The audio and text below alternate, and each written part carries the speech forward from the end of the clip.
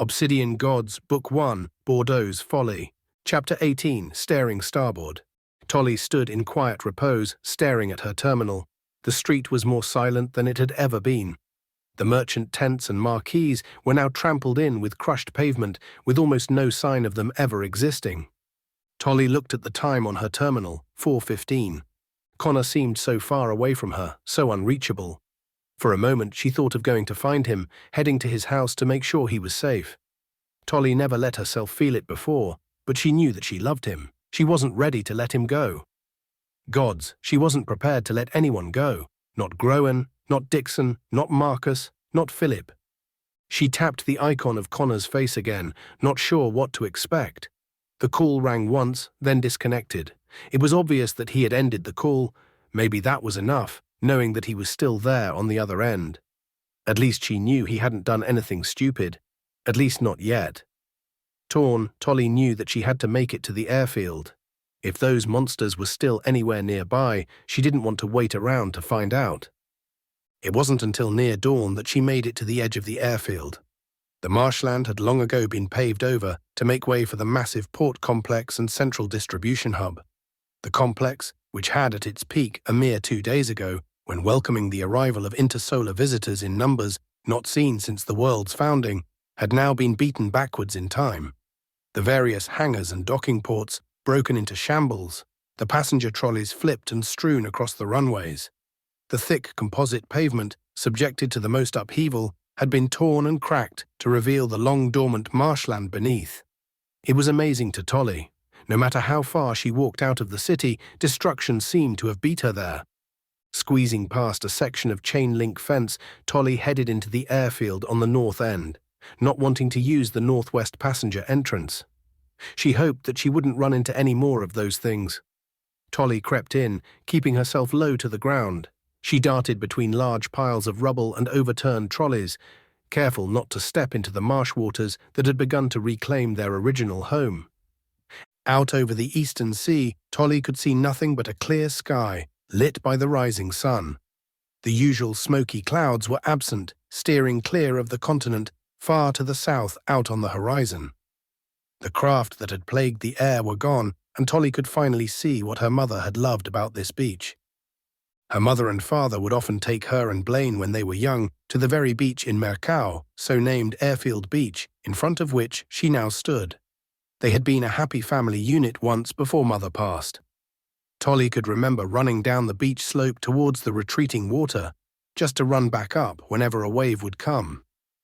Sometimes she would put on a life jacket and wade out to the drop-off at the edge of the shallows and just float there, letting the jetty push her in and out again. She would watch her family on the shore, making sure to stay clear of the surfers. Blaine would sit disgruntled in the sand, hiding under 2 umbrellas, complaining about the heat. Blaine would readjust the umbrellas throughout the day, tracking the path of sunlight as it passed overhead. Quite the opposite of Blaine, Mother would always drink in the sun, tanning throughout the day and into the early evening. Tolly swore that by summer's end, her mother was doubly as dark as the year before, which was surprising for a woman of almost ebony complexion. Her father played the part of the gopher, fetching lunch and then dinner, making sure the kids had enough sunblock, cleaning up the beach when he couldn't find anything else to busy himself with. He was a little stir-crazy that way. Tolly supposed that's the reason he left when their mother had passed. With the kids grown and no partner to devote themselves to, he left to pursue a life of terrestrial farming on one of the human colonies on a vassal world not far outside of the Federation. Now looking out at the empty sand with no beachgoers or surfers in sight, the beach just seemed like another abandoned patch of dirt. She had been so caught up looking out at the waves that she had neglected to see the damage that had been dealt to the airfield complex. Looking around, not a single shuttle in eyeshot was even mistakenly operational. Many had gouges taken out of their hulls, while some lay flattened by sections of the complex. "Tolly?" She heard a voice come from behind her. "Blaine," she yelled even before turning. Blaine hadn't wasted time at home changing into proper clothes as she was still dressed for her date with Soren. Her evergreen cocktail dress looked marvelous in the sunlight, despite her tears. A tight braid ran down her back, fraying where it had become loosened. Tolly ran with tears in her eyes over to Blaine. Blaine embraced her, lifting her up off the ground in a tight sisterly hug. It even reminded her of Groen's bear hugs. "I'm so sorry, Tolly, I'm so sorry," Blaine said, muffled by Tolly's mane, a phrase that she repeated over and over for what seemed like minutes. "Blaine," Tolly said, pushing back on the embrace, "where's Soren?" Blaine faced her, looking her in the eyes. It was clear to Tolly that Blaine was just as frightened, just as lost as her. She knew the answer without her having to say it. "He's not coming," Tolly said, making the thought tangible. "I haven't heard from him, not a word since he left to check in with his command," said Blaine. "What do we do then?" Tolly asked. "I was just about to— Well, I have been waiting for so long that I didn't think you'd meet me. I had thought I would make for the North Pass through the mountains, try my luck in the desert. It's a much better plan than I have." "Yeah, and what might that be?" Blaine asked. "Not ending up like those monsters, or whatever they are, God's help me." "So you've seen them too. Good. Means I'm not losing my mind after all," Blaine said sardonically. "Unless I've caught whatever you have. How on green old earth could these things even be real?" "It's not like new species just sprout up overnight," Tolly said. "You tell me. You're the medic, or was it the captain?" "That's medic captain to you, miss," she smirked. "And to be honest, I'm not sure these are human, at least not anymore." "Human? You definitely haven't seen them. There's no way those things could ever be human," Blaine said with obvious disgust. "Not anymore, no. Sure, their eyes and nose are hidden. They do share some skeletal similarities, however. I mean, except for those arms. And the dogs. You know, the four-legged ones that run like loop trains. And then there are the giants," said Blaine. "Well, you've got me there," Tolly admitted. The two of them had gone on rambling for so long that they hadn't realized they were still holding each other close. Tolly stepped back as Blaine released her grip. "Come on then," Blaine said. "We've got a lot of streets to cover. With any luck, we'll make the Northlands by noon." It wasn't until 7:30 that Tolly finally knew that wasn't going to happen. It began with a walk through the streets. Streets, Tolly supposed, that they had been down together more than 100 times together. Streets they walked down to go to market. Streets they took when heading out to the farmlands to the east when Tolly was not yet in school and Blaine had been working her second job couriering sample produce from the outer farms to potential buyers in the city markets. It had been so long since the two of them had just walked together as sisters. She could see the thinly veiled worry on Blaine's face, the way she constantly turned to look around, something that ever since the monster horde had rolled past, she admitted to being too. The two of them were on edge, keeping a fast walking pace, alert for even the slightest movement from around a corner or out from a shadow. It was at that moment when they had given in to fear just a little too far, focusing so keenly on what might be lurking in a store window or behind close shades that they forgot to look up. Turning a corner onto Market Street, a loud snap, almost as if a lightning bolt had struck the ground in front of them, gave way to a shadow from above. A mammoth hunk of debris, which happened to be the top half of what used to be the Macau courthouse steeple, blocked out the sunlight as it fell toward them. Before either Tolly or Blaine could react, the building came down in several large pieces around them with a howl. After the dust had begun to settle, Tolly was surprised to still be breathing. She checked, both legs still attached and working. Same for her arms. Remembering her training, she tried her neck, moving it only slightly to test for fracture or nerve damage. Other than some minor whiplash, her neck seemed to be fine too. She looked around, noticing she lay flat on her back, staring at the cavern that had formed a meter from her face. "Blaine," she called. "I'm here," Blaine said, her voice sounding soft and distant, muffled by the surrounding concrete. "Where are you? Are you hurt?"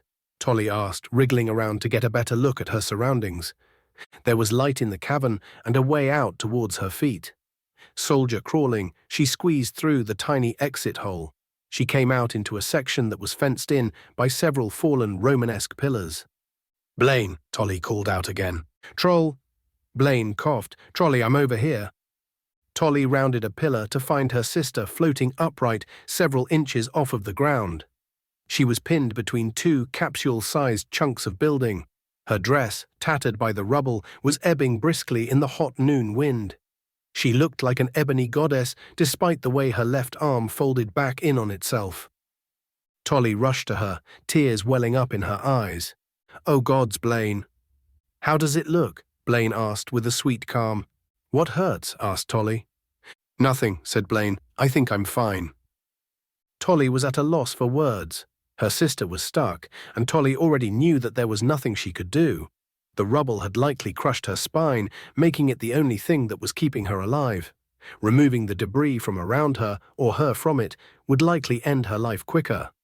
There was a small rivulet of blood trickling from somewhere behind her, running down her exposed right leg. Drips of blood left from her toe tips and down to the pool that was forming below. "Blaine," Tolly started, "Blaine, it doesn't look good." "Figures," she said. "Well, at least I had one last dance."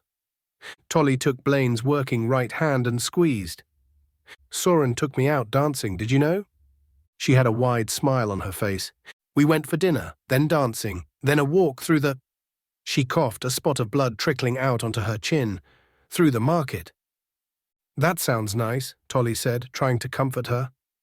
Ignoring her own tears, Tolly ripped off a portion of her blouse.